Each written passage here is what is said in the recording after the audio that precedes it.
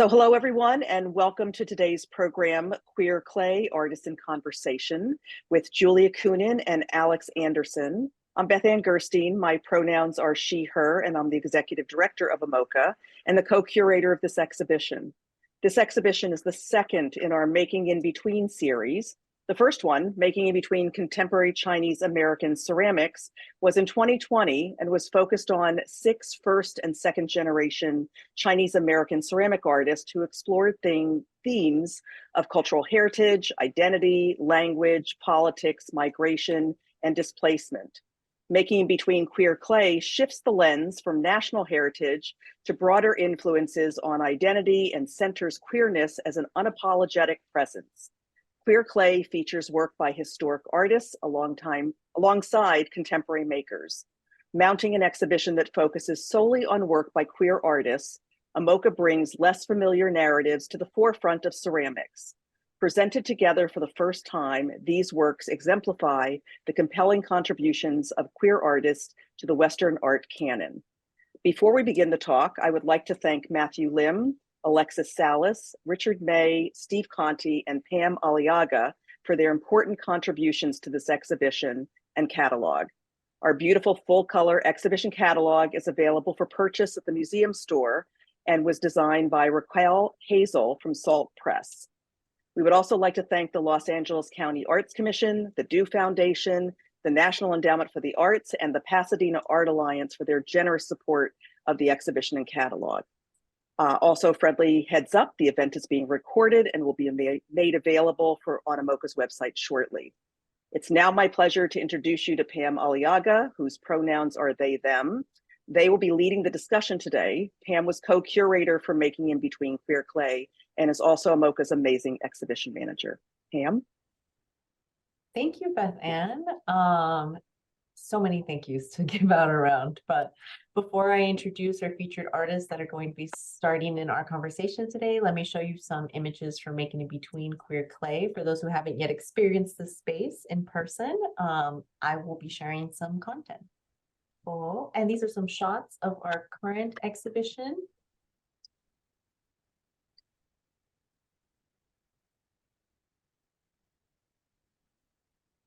And we will get into depth on all these pieces, not every single one, but Alex's and Julia's.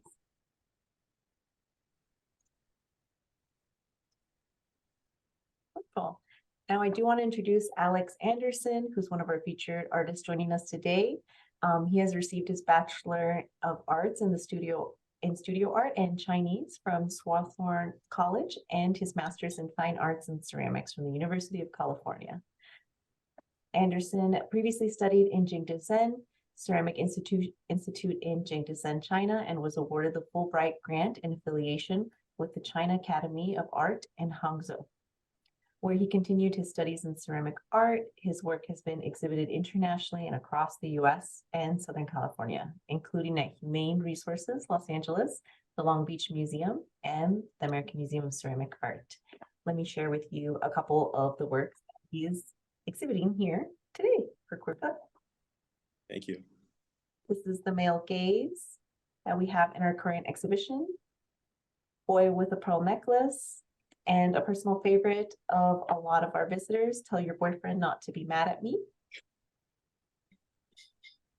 And before we move on to Julia's work, let me introduce Julia Kunin, who lives in Brooklyn, New York, has earned their BA from Wesley College and an MFA from the Mason Grove School of Arts, Rutgers University. Solo exhibitions include the Mechanical Ballet at Kate Verbal Gallery, New York in 2021, the Rainbow Dream Machine at McLean Gallery, Houston, Texas in 2020 to 2021, Liz Gorillas, Sandra Guerin Gallery in New York in 2015, Golden Grove, Barry Whistler Gallery, Dallas, Texas, along with Nightwood, Greenberg, Van Doren Gallery in New York, Against Nature, Greenberg, Van Doren Gallery in 2007, and Crimson Blossoms, Deschutes-Lieder Museum on Affenbach, Germany in 2002. Let me share some images of the current work that Julia has in this exhibition. So here we have the Rainbow Dream Machine.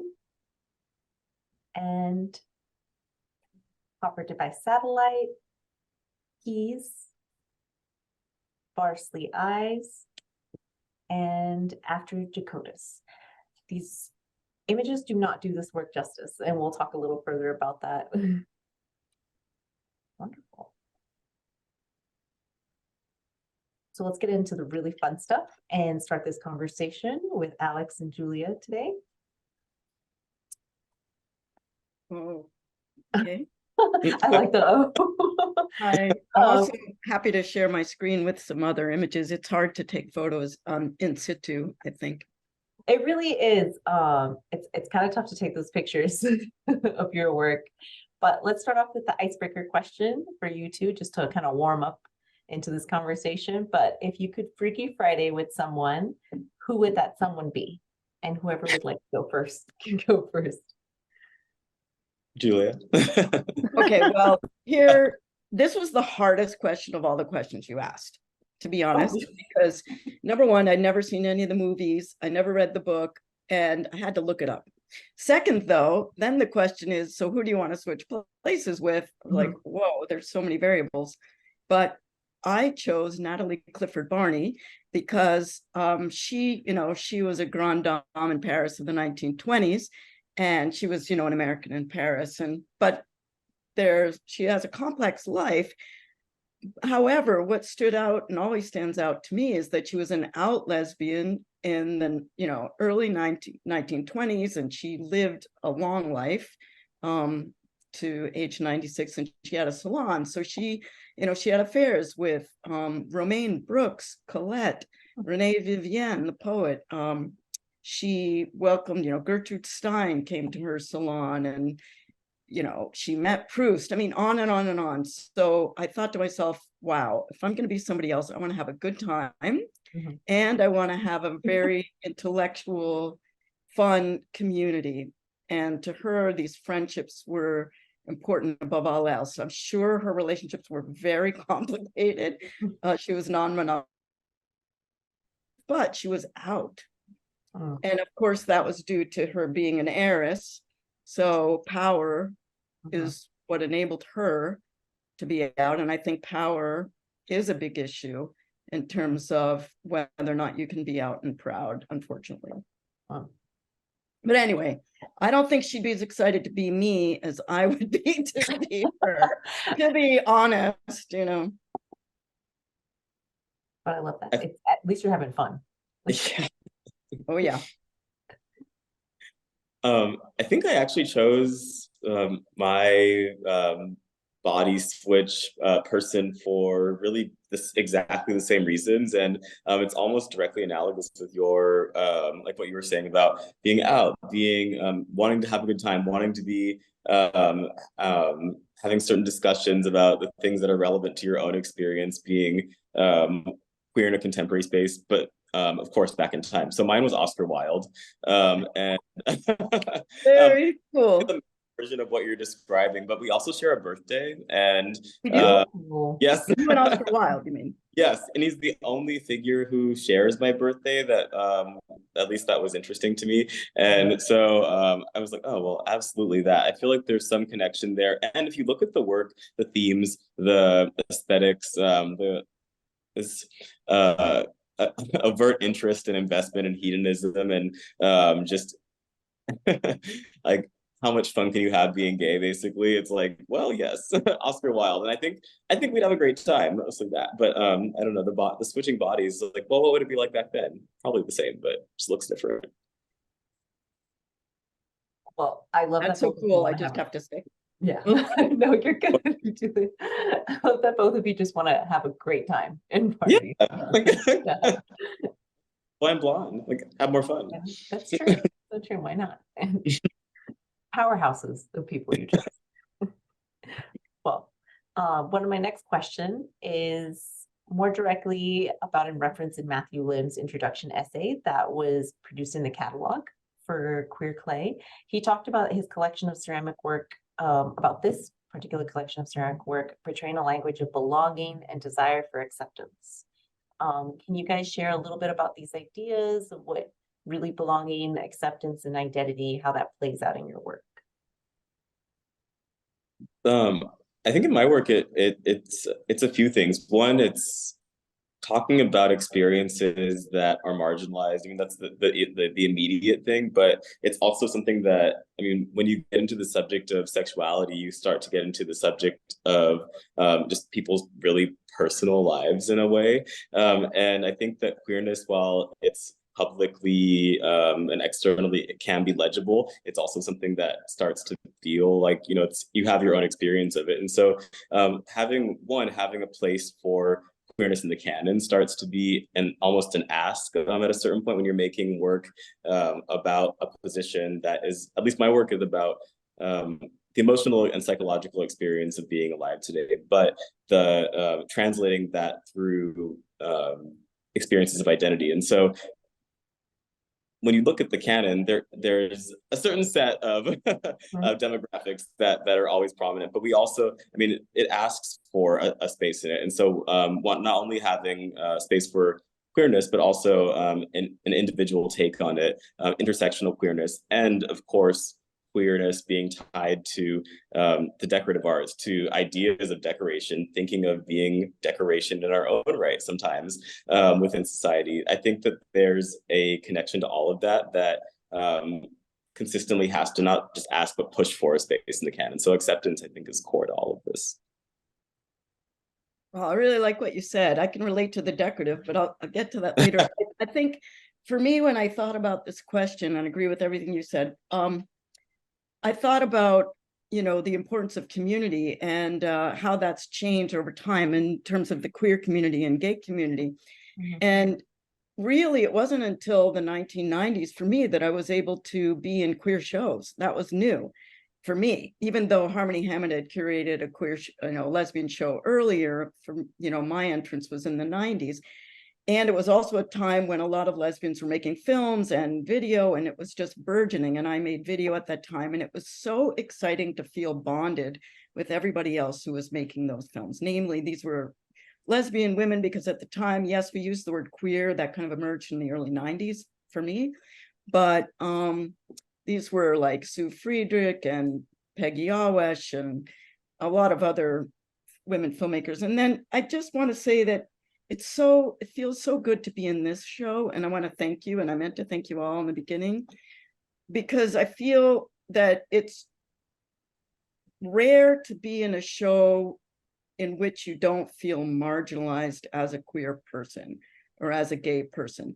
Even in a show that's completely LGBTQ, it's so important that it's at a prominent, museum that shows all kinds of work. And to me, it's really key. As far as identity, acceptance, belonging, my work, it's very important that I'm expressing lesbian visibility, and I want everybody to enter as an audience, but it's very much also for the LGBTQ community. So I see it as bringing people into the conversation. So I could say more, but I'm going to leave it at that. No, definitely. I love that. And I do think that the idea of acceptance just kind of lives in everyone, really. We all kind of find our community at some point, and that's kind of the lovely part. But Matthew Lim did a wonderful job at just kind of introducing that idea and putting it together with ceramics. My next question is kind of more bound to, like, historically, we know that the queer community has been really good at hiding. Historically, we have always had to kind of stay away for safety reasons. So there is almost this queer coded language and unspoken signifiers that happens in, like, our work. You could say, like, how Oscar Wilde would use the green carnation. In contemporary, you kind of know, well, going back, the hanky code was primarily used by gay men to kind of know, like, what they were interested. Nowadays, we just kind of look at people's aesthetics, and we can tell, like, from where a carabiner lies or so, if this is going to be like a U-Haul situation. That what that means? Oh, you didn't know that one? I mean, I have one experience that's pretty. I mean, I don't know. We stay in our lane. The lanes are different, right? See, and this is what I'm saying, that there's these unspoken signifiers that happen. Can you address these coded images in your work? who would like to go first? Oh, I went first last time too. Julia. Okay. All right. Yes, coded imagery is really first and foremost and key in my work, actually. And it began really in the 80s when I started to make work that was either symmetrical or pairs. And so the pair signifying homoeroticism and very completely coded at that time. And I remember listening to Ronnie Horn talk about some of her drawings in which she would just have two similar shapes. And to her, that was, to me and to her, that's homoerotic, and it's, queer just in that case. But in the current works that you see, I basically incorporate a lot of symbols and stacks of symbols. The Rainbow Dream Machine is not necessarily a stack, it's spread out, but within it, I often use the keyhole symbol, which I brought back from the 90s. And to me, that's obviously, they're very obvious, almost to the point of kitsch. And I'm interested in kitsch and being on the edge of kitsch. But the keyhole is about looking, it is about sensuality, it is about the gaze, it's about looking in at yourself. I made a series of sex toys in the 90s that all had keyholes so that when you use them, you were looking at yourself. In Rainbow Dream Machine, there are a couple of symbols. So in Rainbow Dream Machine on the far left, there's an homage to Eva Zeisel. And that's not queer, but that's also very important to me that I have put in elements in the piece. And it is a belly button vase. I don't know if you can call it up or. Great. Okay. So on the left, which, yeah, still works, is this form. It's a belly button vase. And Eva Zeisel was a designer who was the first woman to have a solo show at MoMA. And she's Hungarian, and she's the only other artist outside of the Zsolnay factory where I've worked to work in the factory. This is not from the factory, but to the right, you see a wrench, which is an homage to labor, and the labor of the potter, the labor of the craftsperson, the importance of labor and the physicality of making the work. In the center, it's really basically a labrys form or an elaboration of a labrys form. On the other hand, a lot of these forms come from modernism, and they are influenced by socialist modernism that I was surrounded by in Hungary. That's a whole longer thing. But in essence, though, they're multiple centers, and those are centers of eroticism. And you see multiple breasts, multiple eyes, multiple, vulvas. And to me, they're symbols, but it also altogether creates this living, breathing organism, this, invented sex organ or invented, story. And what I also wanted to add, though, there's a painting that's really important to me, and it's by Marsden Hartley, and it's Portrait of a German Officer. Some of you may be familiar with that. It's basically almost like a love letter to this soldier that he met while he was in Berlin, and he made it in 1914, and it's full of regalia. You can see it at the Met, and in it you see the initials of his lover, you see the date that is the age that his lover died, which is 24. You see the Iron Cross, which he received. You see, I know I don't have it here, but I love that it's a portrait that is made up of symbols, and that is something that's been a guide for me. And it's very much a queer coded piece. And even though it would,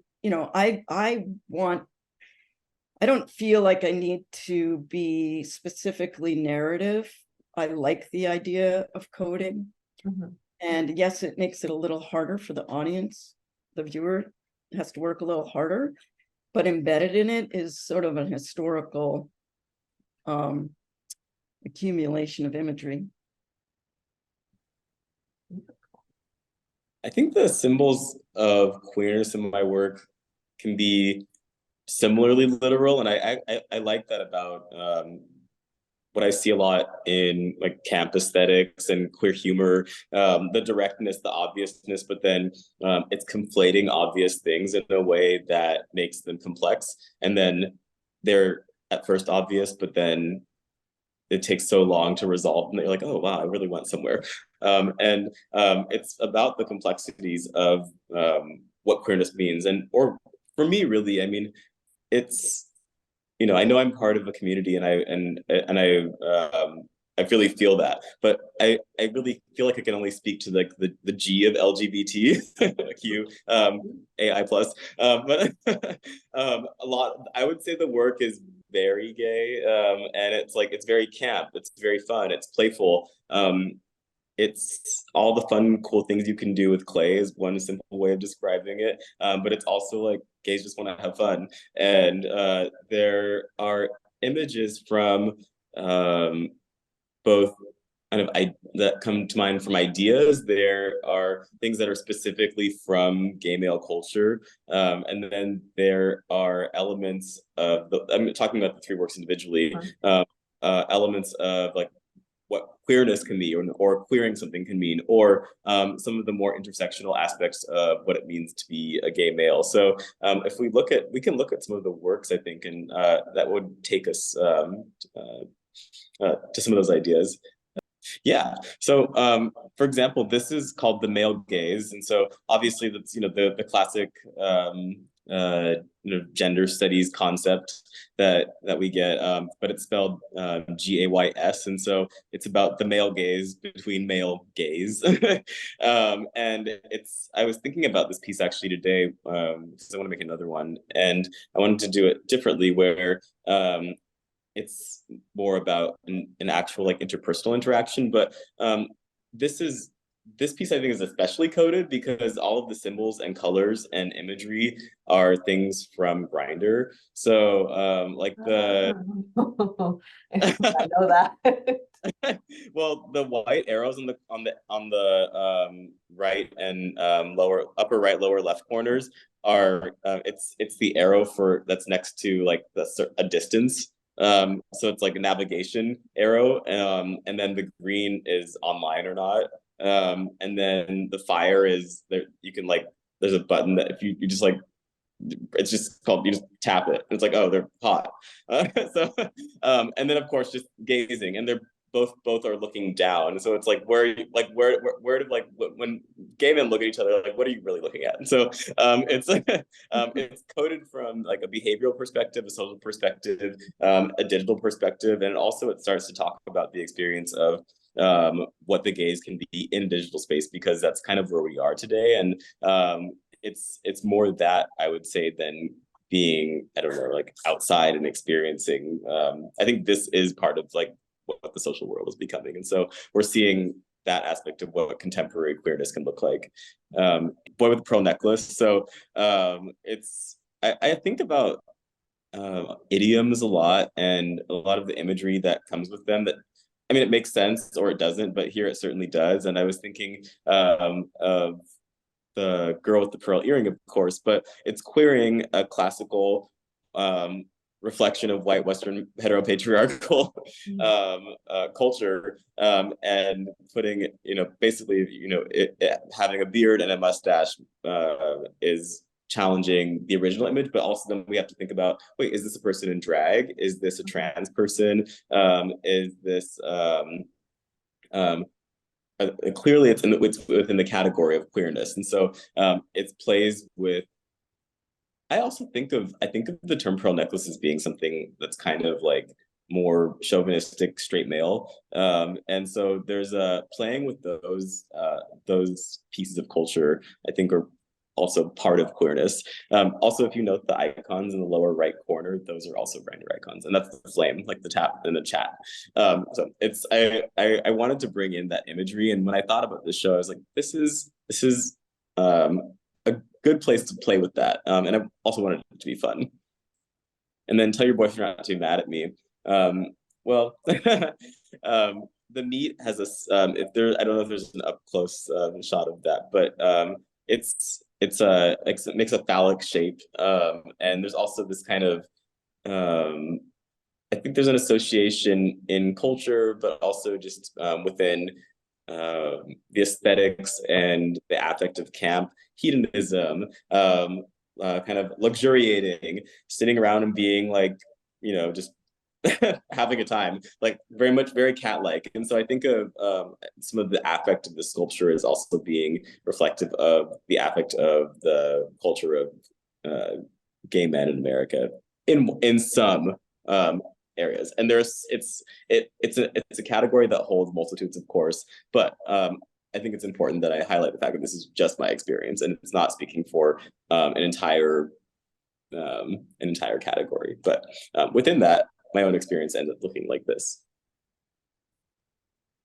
No, definitely. And it's interesting because even hearing you and Julia talk, it's these unspoken signifiers that I wouldn't have known, like the keyhole from the 90s, I would have known. And I did not know those were the colors of Grindr. I'm not on Grindr. I just thought you chose those colors. Yeah, the keyhole was just an image that I used in my own work in the 90s and brought back now because I needed to go back to make lesbian identified work. I thought that it was over, I kind of, gosh, in 2001 and 2, I was like, okay, I'm done. I've done enough work about sexuality. It's over. I don't have anything more to say. And then when I was in Hungary on a Fulbright for 2013, the anti-Semitism, the sexism, and the homophobia really started to wear on me. And that's when I brought back that were the symbols. And then it led to other things. And then, of course, that leads you to, my gosh, yes, I feel a sense of responsibility almost, in terms of what I put out in the world, or I'm using the I here, but as a lesbian, Definitely. No, and that's how it starts with unspoken signifiers and coded language. Someone has to come up with it. Someone came up with Grindr's colors. It starts somewhere. Great. So my next question is, how does thinking about craft influence your work, your artistic work? And how does being a queer artist who works in the craft field contribute to that dialogue? I think there's I don't know if there's like a real language for it, but there's something to being, at least in my experience of gayness, like order, perfection, optimization, power gay things, basically. And there's something with craft, there are ideas of perfection that are possible. There are standards that are possible. It's good craft or it's not, or you did it or you didn't. And I think that I couldn't necessarily pinpoint why it is this way, but I think it is this way. The Anderson Coopers of the world, like I think I would be speaking about a category of correctly. Like we love that kind of stuff. Like we're drawn to it, want to make it, like to look at it, and of course, those are kind of the immediate cultural and maybe even emotional, psychological, somatic things that draw you to the work. But there's also a long history of craft being tied to the feminine, which the social paradigm always tied to homosexuality in males. And so when I think about that, there's all of those intersections that make craft for me, the ideal medium to talk about my experience, or the ideal format, but clay as the ideal medium for that within craft, given everything else, decorative arts, the kind of consistency with aesthetics and being able to produce something that is perfect and perhaps even challenges some of the ideas of gays as being these just indigent things that occupy the edges of society. I think there's always something to that as well. It's similar to the stereotype. It's almost like a stereotype threat, except for that's supposed to make you fail. It's more like a stereotype, like, well, you could be this, but show us what you're not. No, definitely. Oh, excellent. Yeah, it's interesting. I'll pick up on something that you said, which is about the decorative arts. I've always loved the decorative arts and used them as sources of inspiration. I used to go to the Cooper Hewitt library. I don't even know if you can have access to that now. Maybe it's all online. And I looked up key plates, the form around the keyhole. And so when you start looking at that, it's highly, highly erotic. And I love seeing the erotic and the decadent in the decorative. And then incorporating it in high art and almost being on the edge of kitsch. And I think maybe we share that interest. I really love the book by Huysmans, which I'm sure you know, Against the Grain, or Au Rebours, which is all about the artifice, creating an artificial world and sort of artificial nature. And yes, that's crafted, it's invented. But then there's also the difference between a machine crafted object and and a person made, I won't say man-made object. And that was really key in the Art Nouveau period. It was like the beginning of the age of industrialization. And then there was this movement against it, which was Art Nouveau, where people wanted to have beauty, handmade, unique beauty in their homes. And I've been highly influenced by that. And the other side of craft, I don't know if I'm talking about the queerness enough, but I think the decadence and, goes back to queerness. And sort of this idea of the decadent and the decorative being performative. And I can give the example of the peacock, per se, being used in Art Nouveau as being very queer in all ways. And my colors are iridescent like the peacock feathers, yet I'm a woman using them. So I really like that play of taking on what might be seen as a gay male trope now and using it as I am, lesbian. But of course, at the time it was made, maybe it wasn't seen that way. I mean, it was used in the Art Nouveau period. But I just want to give a shout out to the people who have, really influenced me in terms of, I love their work, like Toshiko Takaezu and Patty Warashina. And I made a list. And when I think of craft and clay, I often also tend to go to the 1970s in my mind. And I feel like in the present day, I personally have a bigger foot, a stronger foot in the art world and one in the clay world. But I will always keep falling in love with clay over and over again. There's so much that I love about the craft, about its merging with science and history. So it's really, for me, continually fascinating. And maybe that's because of the craft, No, definitely. And I love it. Yeah. Oh, go on, Alex. Sorry. Oh, well, like the subject of decadence, I think is kind of important. And again, there's no real answer as to why it is this way, but like it's I cautiously say it's a true stereotype. And I think that there's a lot to opulence and decadence. I mean, opulence, sure, like things being over the top, this focus on beauty, a focus on youth. There's that, but there's also, I think there's a perception of choosing to be yourself as being decadent in a world that says that you have to be these other things to be a model of success that is prescribed and none of us really agreed on when we were born. So I think that I've always actually, or maybe not always, but growing up, I thought of it as being a self-indulgence in a way to be out before I was. I was like, well, cool. How cool for you, like that you get to go go live your life as yourself, which is, of course, like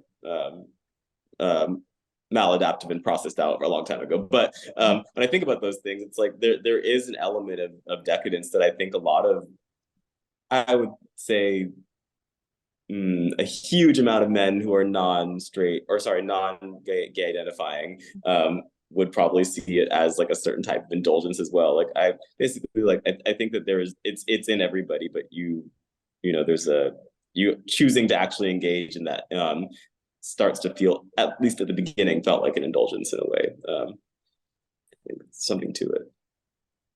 No, and I think when you guys talk about indulgence, my first thought is just Grace and Perry. Yeah. And just how his Oscar Wilde.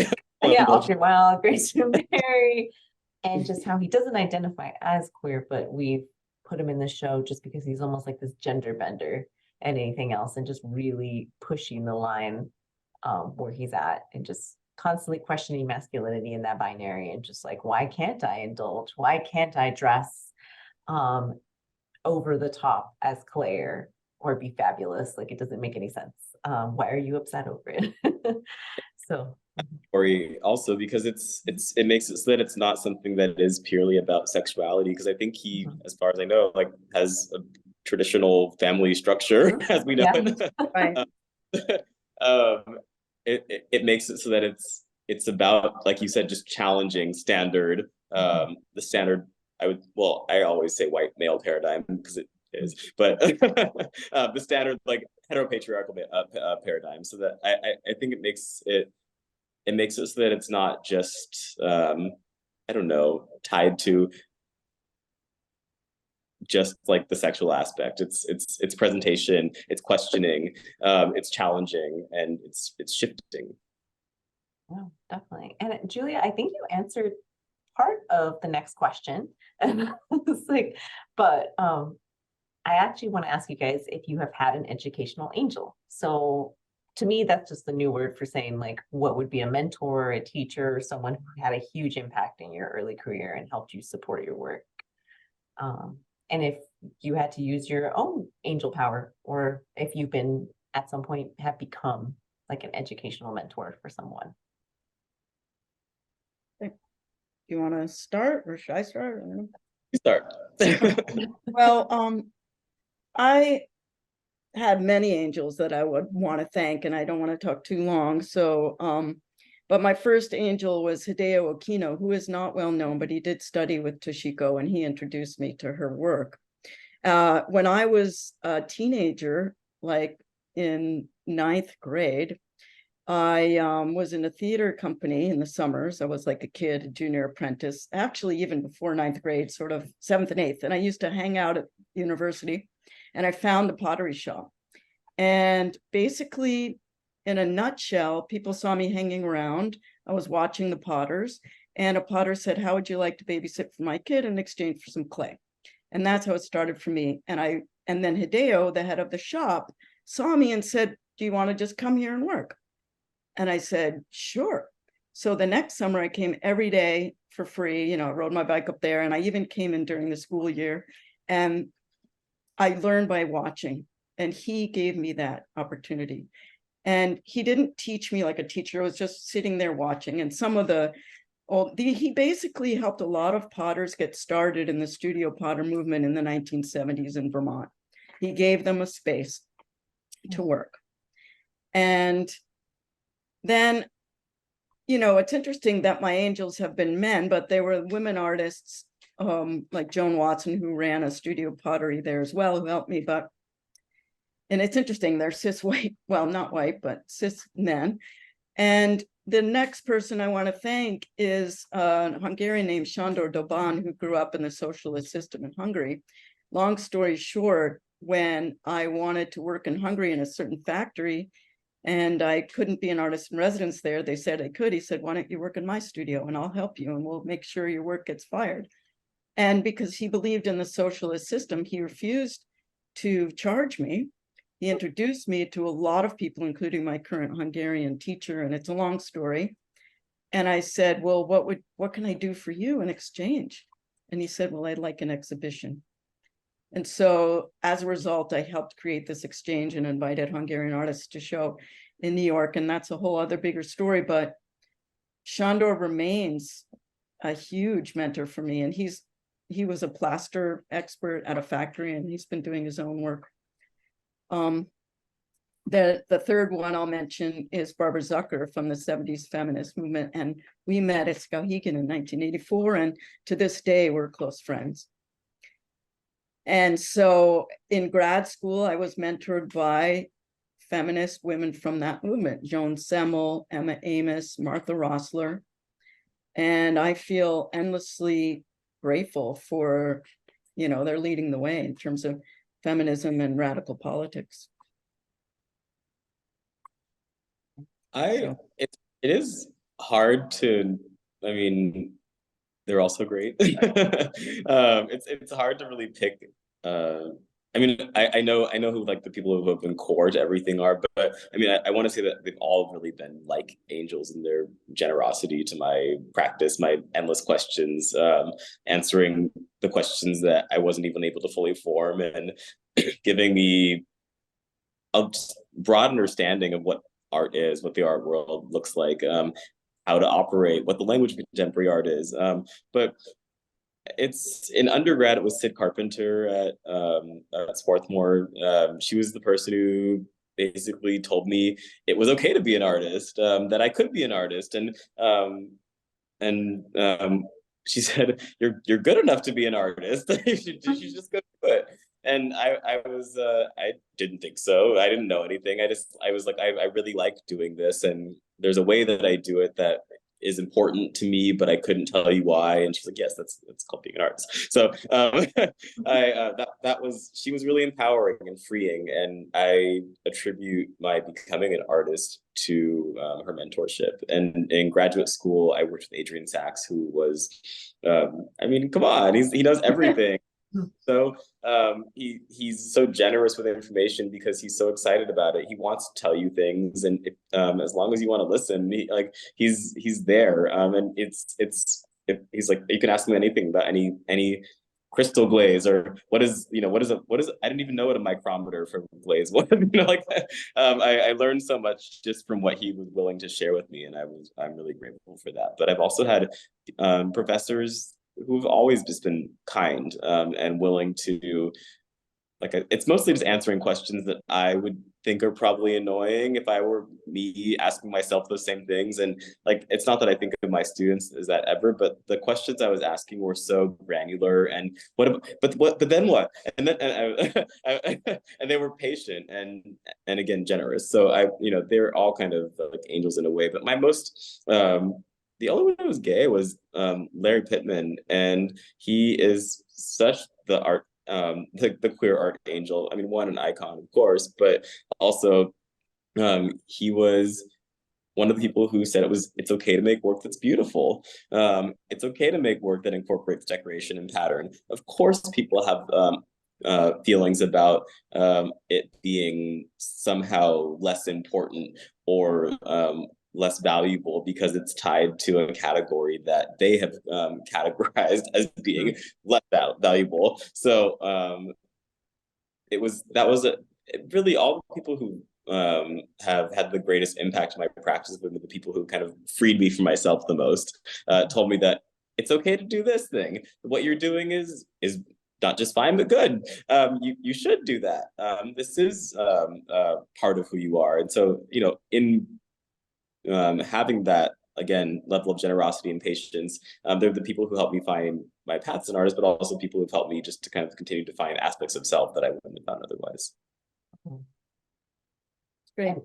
Yeah. Can I talk about the people, you asked us about being an angel for somebody else, or, one of the things that I'm involved in now is a Fire Island artist residency. I encourage you to apply. I'm on the board, and the reason that I actually asked to be on the board is that I really felt it's my time to give back and to help young queer artists in any way I can, especially, trans femmes or really anybody, but they're artists that really could gain tremendously from being in a network of other queer artists and in a safe space. Some of the artists that, visited Fire Island had never been in, I think there was one artist I met who had never been in just an all queer place. So that's one thing. The other thing is I love teaching, and, I keep in touch with some of the grad students from Pratt that I taught. I happen to teach kids now, but those grad students, they always come back, and I'm always very happy to write them recommendations or to visit their studio or go to their shows. They're a handful of them, and one is in LA and another's in Florida. But I think it's just as important to me as it is possibly to them to stay in touch. I love to see what they're doing and be encouraging. And I think it's just in my nature to want to teach. And as I said, part of it is a sense of responsibility, but I really love it.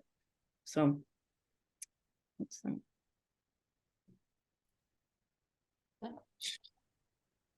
I don't know if what I found in teaching from some of the very kind notes my students have given me is that we have no idea the impact we have on anybody. And so I all I can say is I try to do at least like close to as much as what my professors did for me, which is just like, you answer every question, you're present, you say what you're going to do, or sorry, you do what you're going to say, excuse me, and you know, you give time, you give answers, you stay when you might not have to. You invest in your students' practices, and in a way, I mean, they become part of the practice. So their success, and even like I think of like the products that come out of the class as being a barometer for the success of a professor's kind of track that they brought their students on. And for me, that becomes important, because I'm like, oh, did they make something like good? Was that complex? Was it well done? And if not, then like I do hold myself accountable with that as a standard. So I am not an angel. I am no one's angel. I don't think of myself as that.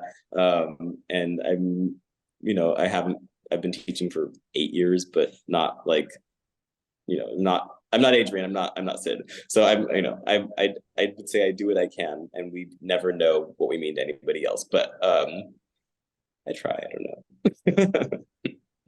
No, and the lovely thing hearing about your guys' experience with students is just that you have heard your students, and that's just, it makes a big impact to create that space where all of a sudden the work is validated, and their decisions are valid. So with their work, and that's more than you guys can ever imagine that students kind of take with them. And I'm sure you guys got in that response from your students as well. I'm actually, I thought I was doing my job, which I guess is Exactly. Yeah, no. Right. And I'm sure they'll be back in 10 years just to thank you too. And then moving on to our final question, I want to ask you guys, when me and Beth were curating this exhibition, we thought it was important to include historical figures such as Sasha Brostoff, Howard Kotler, Mark Burns, etc., and the ceramic community to help the public understand that queer artists have been around for a long time. It's not a new thing. And we have not seen much of this in the craft community. Can you guys tell us about some arts, how you think and believe that some art spaces and museums should improve inclusivity for queer artists? Yeah, I mean, question. Yeah. I mean, from my perspective, it all is really straightforward. And I'm sure that somebody would say, you don't understand the programmatic aspects of museums and acquisitions and boards. But from my perspective, just buy the work. Like, like just buy the work and show it often. And like when the reason that we want to be in museums is to be consistently contextualized and recontextualized in ways that maintain the relevance of our practices and our positions and our worldviews and our experiences and all of the things that our work captures as part of this demographic. And because there is a certain demographic in power, and art is a reflection of the priorities of the ruling class.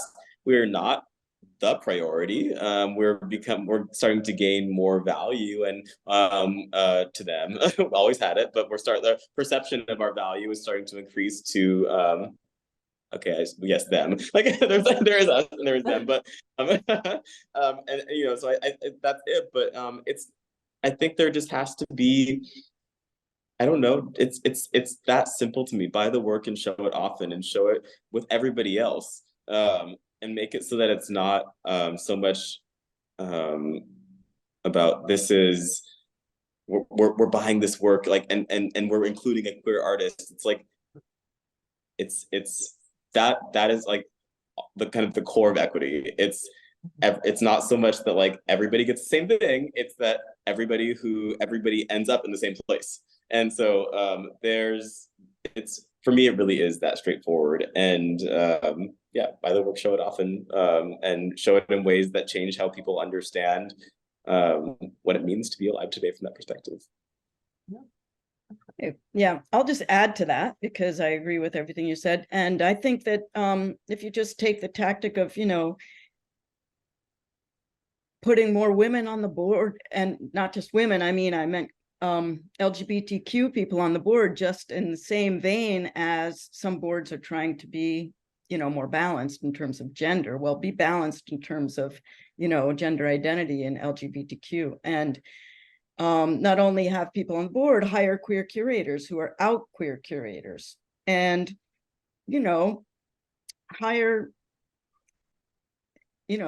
museum educators who have knowledge. I think you have to go through the whole system and look at the, who's there and who's in power, and see whether or not you really have a diverse group of directors, curators, and so forth.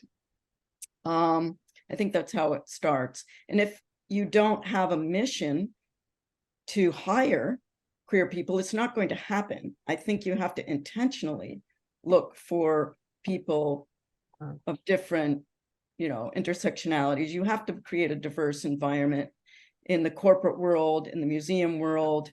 Gallery worlds are about private enterprise. That's different. But I think museums have a responsibility to their audience. And especially now, it's really important when countries like Texas and Florida are becoming more and more restrictive, and not just those countries. Countries. Texas is like country. Not just those states. We know the anti-gay laws are spreading and the anti-trans laws are kind of contagious at this point, which to me means that it's even more important to hire out people. But I do agree that, your show should be integrated. It doesn't necessarily have to be an all queer show. I think that if you integrate queer work within a context of makers of a certain time or contemporary artists, that you actually take the opportunity to explain the work. This is not a museum or a craft issue, but I'm in Williamsburg and I'm near the Marsha P. Johnson Park. It's a public park. And you walk through the park and there's signages explaining who she was as a trans activist and what trans means. And you walk through and you read this stuff and just like, how phenomenal that this is a public place that everybody in this neighborhood can walk through. This doesn't exist in a lot of other cities. Yeah. And I think museums and educational nonprofits can do so much, I also would say it's not that the message of this talk is reaching the world, but I think that there is also almost an ask that I would have, or a responsibility that I would like to apply to our own community.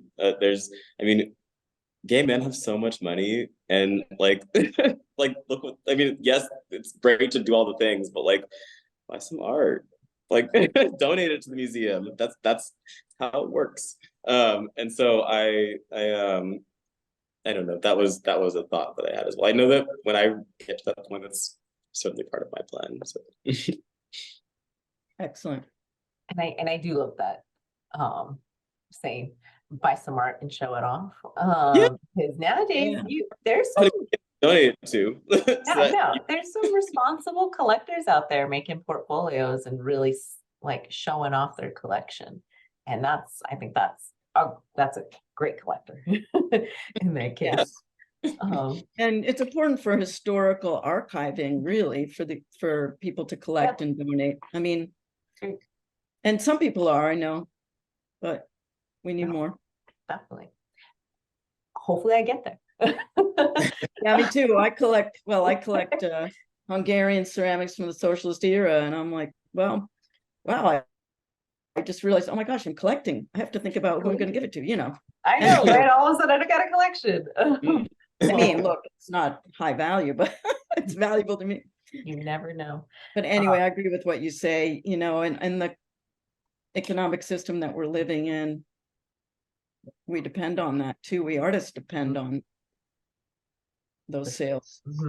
And it's great to know that your work is in a queer collection. I just have to add that. It doesn't always happen. If it happens by chance, I have to admit, it feels really great. No, definitely. Of course. So I want to thank our artists for their thoughtful conversation and the time they spent with us today. And okay, we have one question, so we'll go with this question from Olivia, who's saying, hi, I'm with the Campus Times at the University of Laverne, and I'm covering this show and discussion. Is it possible for me to get the contact information? Oh, perfect. Yes, we can definitely. So not more of a question, but a request. But thank you, Olivia. We will be in contact with you about that. Of course. But if you guys would like to know more about this artist's work, we will share their websites. And of course, if this meeting closes, their websites will be available at amoca.org. And this recording will be available in the following weeks for you guys to just drop in and do a refresher, anything else. But thank you so much, everyone. Thank you, Alex. Thank you, Julia, and Beth and Genevieve, who behind scenes have been helpful. Thank you, Pam, and thank you, Beth. Thank you, Alex. It's great to talk with you. And thank you, Pam, for your great questions and everybody. And yeah. Thanks for having us. Thanks Pleasure. for thinking Of course. Yeah. Have a nice evening, everyone. of me. Bye. Bye-bye.